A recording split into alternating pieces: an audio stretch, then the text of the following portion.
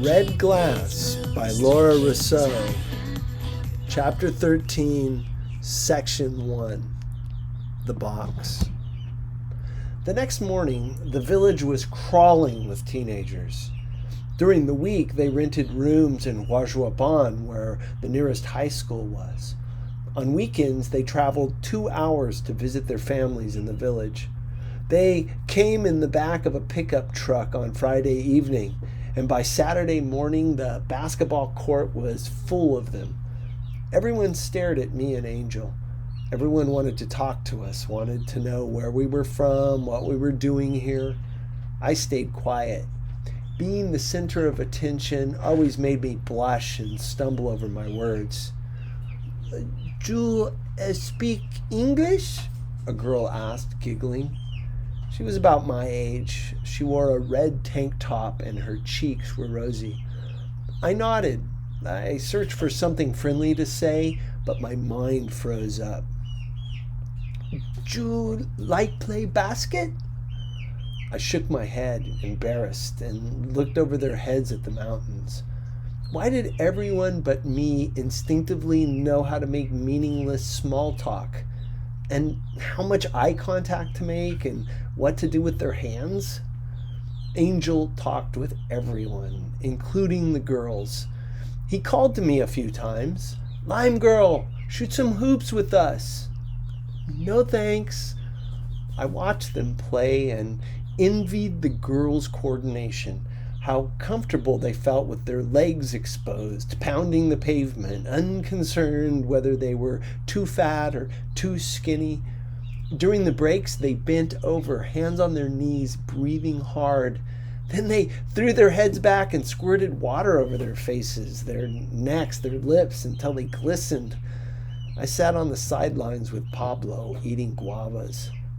The girl in red was rooting wildly for Angel. When he took a rest, she sprayed him with her water bottle and then offered him some, giggling. As he gulped down the water, she patted his sweaty back. How could it be so easy for her to touch him after just a few hours? "Looks like Angel's got a new friend," I said to Pablo. He nodded. "You're more prettier," he said loyally. I kissed him on the nose. "Don't leave us, Pablito." We ate lunch around 4 o'clock. Then I helped strip corn cobs, feed the chickens, and sort beans.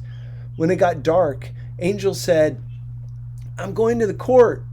Everyone hangs out there on the weekend nights. You want to come?" I didn't want to go, but I didn't want to stay home either, so I shrugged. I guess. Pablo begged us to take him too. I was glad to have his hand to hold. While we walked to the court, Pablo talked about how good Angel was at basketball and how when he grew up, he wanted to be just like Angel. A few times, Angel let his arm touch mine, but I stepped away. This wasn't going to work. I knew it. Angel was going to stay in Guatemala and make tons of friends there. How did I ever think I could make him stay? The court was lit up. A crowd was gathered, including the girls who had been playing. They had miraculously transformed.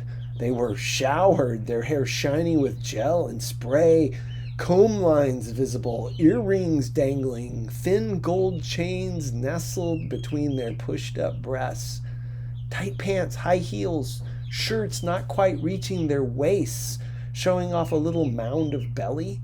Lips outlined in red and colored in pink beneath a thick coat of gloss. Angel was shaking hands with some guys standing in a clump under a tree. The girl who'd been squirting him now wore a sparkly red spaghetti-strap shirt and hoop earrings. She moved away from the group of girls and came over to me. "Good night," she said in English, and then leaned closer. "Angel, he's your boyfriend?" Inside, part of me shouted, "Yes!" But a bigger part of me said, with scorn, "Don't be stupid, Sophie." I shook my head. No, nada. There was nothing. I had my time in his spotlight, and now he was moving on. The girl strutted over to Angel and planted herself possessively at his side. I stared at them, feeling the same sick feeling I'd had in Huajuapan after the parade stomped through the streets and left heaps of colored sawdust. I walked quickly over to Pablo. "Okay, Pablito," I said, "time for you to go to bed." "Pero, Sophie, we just got here." I grabbed his arm. "Let's go." "No, I'm staying." He squirmed out of my grasp and ran to Angel. I walked back to the house in the dark. I was Sophie the amoeba after all. Sophie the weak. A few street lamps glowed and flickered and illuminated swarms of moths high in the air. Back at the house, Dika and Abuelita and the aunts and cousins sat inside the yellow glow of the smoky kitchen, sipping lemongrass tea and eating pastries. I tried to sneak past them, but they saw me. Dika patted a wooden chair. "Sophie, come sit down." "I'm tired. I'm going to bed," I said. "Come, Sophie, 2 minutes. We have plan." I sat down wary. "Now, Sophie," she said. She spoke in Spanish so that Abuelita could understand. "My comadre and I, we were talking and we have decided to do a limpia." "A limpia?" "To clean our spirits. You and me and Pablo. And what luck! My comadre knows how to do it." She raised her teacup in the air, and Abuelita followed, and their cups clinked in a toast. Then Abuelita ladled a cup of lemony tea from the blackened pot over the coals and placed the plastic bag of pastries in front of me. "Eat, mija," she commanded. "Eat." I took a dry bite. "Gracias, Abuelita. Why do we need our spirits cleaned?" Dika rolled her eyes and muttered in English. "You are kidding, no, Sophie? You must look at yourself, and you must look at Pablo, this poor boy. He watches his parents die the last year. Do you not think he must to have limpia?" Abuelita nodded and smiled at me as if she knew something I didn't. "I think the limpia will be good for you, Sophie. At dawn, we will do it." Later at the cistern, I splashed water on my face and thought about what Pablo had said about his grandmother curing me. Was this what he meant? Was it possible to clean up a spirit?